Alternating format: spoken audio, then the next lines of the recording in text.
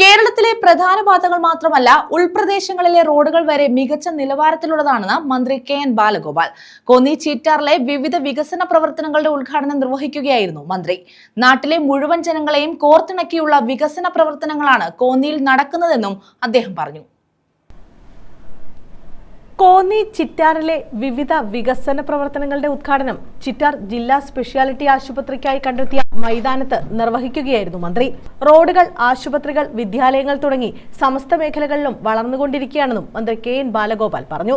Konni medical കോളേജിന്റെ അടിസ്ഥാന സൗകര്യ വികസനത്തിനോടൊപ്പം തസ്തിക സൃഷ്ടിച്ച് നിയമനം നടത്തുന്നതിനും സർക്കാർ ഏറെ പ്രാധാന്യം നൽകി. ചിറ്റാർ ജില്ലാ സ്പെഷ്യാലിറ്റി ആശുപത്രി, ചിറ്റാർ സർക്കാർ സ്കൂളിന്റെ കെട്ടിടം തുടങ്ങി നാടിന്റെ മുഖച്ഛായ മാറ്റുന്ന നിരവധി പദ്ധതികളുടെ നിർമ്മാണ ഉദ്ഘാടനമാണ് മന്ത്രി നിർവഹിച്ചത്. ഇവിടെ പറഞ്ഞതുപോലെ ധാരാളം വികസന കാര്യങ്ങൾ നടക്കുകയാണ്. കോന്നി വളരെ വലിയൊരു മണ്ഡലമാണ്. പഴയ കോന്നി ചിറ്റാർ സീനത്തോട് ഉൾപ്പെടുന്നതല്ല. ഞങ്ങളുടെ ശബരിമലയുടെ തൊട്ട് താഴെ തുടങ്ങി ഇങ്ങനെ അറ്റം വരെ നീണ്ടു കിടക്കുന്ന ഈ മണ്ഡലത്തിൽ റോഡുകളൊക്കെ എത്തിക്കുക എന്ന് പറഞ്ഞാൽ വലിയ ബുദ്ധിമുട്ടാണ്. പക്ഷേ ഇവിടെ പറഞ്ഞതുപോലെ ഏറ്റവും ഉയർന്ന നിലവാരത്തിലുള്ള റോഡുകളാണ് മഹാഭൂരിപക്ഷം റോഡുകളും. ആ തരത്തിലേക്ക് റോഡുകളുടെ സ്വഭാവം മാറിയിരിക്കുന്നത്.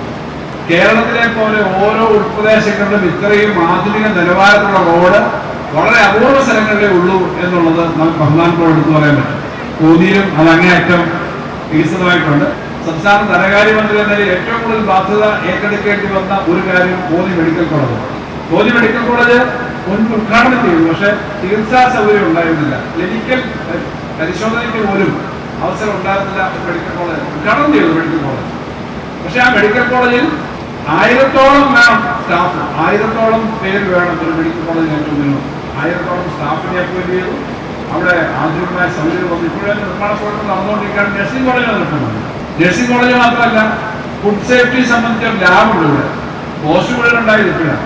ഈ ധനകാര്യമന്ത്രിമാര് ഏറ്റവും കൂടുതൽ തലവേദന അനുഭവിക്കുന്നത് ഈ പോസ്റ്റ് ഗ്രേഷന്റെ കാര്യത്തിലാണ്. കാരണം പോസ്റ്റുകൾ വരിക എന്ന് പറഞ്ഞാൽ വലിയ ബാധ്യത വരും. ഇന്ത്യ രാജ്യത്ത് പോസ്റ്റുകൾക്കും അധികം ഫില്ല് ചെയ്യുന്നില്ല. പട്ടാളത്തിൽ ഉൾപ്പെടെ കോൺട്രാക്റ്റാണ്. 12 ലക്ഷത്തോളം വേക്കൻസി കേന്ദ്ര ഗവൺമെന്റ് ഒഴിഞ്ഞു കിടക്കുകയാണ്. 32 ലക്ഷം വേക്കൻസി സംസ്ഥാനങ്ങൾ ഒഴിഞ്ഞു കിടക്കുകയാണ്. നമ്മുടെ സംസ്ഥാനത്ത് പക്ഷേ 10 പുതിയ മെഡിക്കൽ കോളേജാണ് ഈ ഘട്ടത്തിൽ തുടങ്ങി അതിൽ ഉത്തരവാദിത്വം ഏറ്റെടുക്കേണ്ടത്. അപ്പൊ ഏറ്റവും നല്ല മെഡിക്കൽ കോളേജ് കോന്നിയിലുണ്ടായി. നഴ്സിംഗ് കോളേജ് വന്നു, മറ്റനുബന്ധ സൗകര്യങ്ങൾ വന്നു. ഓരോ സ്ഥലത്തും കണ്ണൂരില് ഞങ്ങളുടെ പരിപാടി കഴിഞ്ഞാണ് ഇങ്ങോട്ട് വരുന്നത്. അവിടെയും ധാരാളം പ്രൊജക്ടുകളുടെ ഉദ്ഘാടനമാണ്. ധാരാളം പുതിയ സംവിധാനങ്ങൾ, റോഡുകള്, കെട്ടിടങ്ങളെല്ലാം വരും. ഇങ്ങനെ കോന്നി മണ്ഡലത്തിൽ വലിയ വികസനം വന്നിട്ടുണ്ട് എന്നുള്ളത് എംഎൽഎയുടെയും ഈ നാട്ടിലെ എല്ലാവരുടെയും ചേർന്ന പ്രവർത്തനത്തിന്റെ അഭിമാനകരമായ ഉദാഹരണമാണ്. അത് നടത്തി കൊടുക്കുവാൻ കേരളത്തിൽ ഇടതുപക്ഷ ജനാധിപത്യ മുന്നണി ഗവൺമെന്റ് ആയതുകൊണ്ടാണ് ഇതെല്ലാം നടക്കുന്നത് എന്നുള്ളത് ഏറ്റവും പ്രധാനപ്പെട്ട കാര്യമാണ്. കേരളത്തിൽ എല്ലായിടത്തും ഇതേപോലെ വികസനം നടക്കുകയാണ്. ചിറ്റാർ കുടുംബാരോഗ്യ കേന്ദ്രത്തിന്റെ പുതിയ കെട്ടിടം നാടിന് സമർപ്പിച്ചു. കോന്നി എം.എൽ.എയുടെ ആസ്തി വികസന ഫണ്ട് വിനിയോഗിച്ച് വാങ്ങിയ ആധുനിക സൗകര്യങ്ങളോട് കൂടിയുള്ള ആംബുലൻസ്, ചിറ്റാർ സർക്കാർ ഹയർ സെക്കൻഡറി സ്കൂൾ ബസ് എന്നിവയുടെ താക്കോൽദാനവും മന്ത്രി നിർവഹിച്ചു. ആധുനിക സൗകര്യങ്ങളോട് കൂടിയ ആശുപത്രി നിർമ്മിക്കാൻ 2 ഏക്കർ സ്ഥലം സർക്കാരിലേക്ക് സൗജന്യമായി നൽകിയ പ്രമുഖ വ്യവസായി ഡോക്ടർ വർഗീസ് കുര്യനെ മന്ത്രി ആദരിച്ചു. ചിറ്റാറിലെ ഡിജിറ്റൽ സർവേ നടപടികളുടെ ഉദ്ഘാടനം റവന്യൂ മന്ത്രി കെ. രാജൻ ഓൺലൈനായി നിർവഹിച്ചു.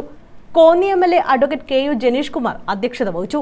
ജില്ലാ collector S. Premkrishnan, Ranni block panchayat president K S. Gopi, Chittar ഗ്രാമപഞ്ചായത്ത് പ്രസിഡന്റ് എ. ബഷീർ, ജില്ലാ പഞ്ചായത്ത് അംഗം ലേഖ സുരേഷ്, സംഘാടക സമിതി general convener K G. Muraleedharan, convener T K. Saji തുടങ്ങിയവർ പങ്കെടുത്തു.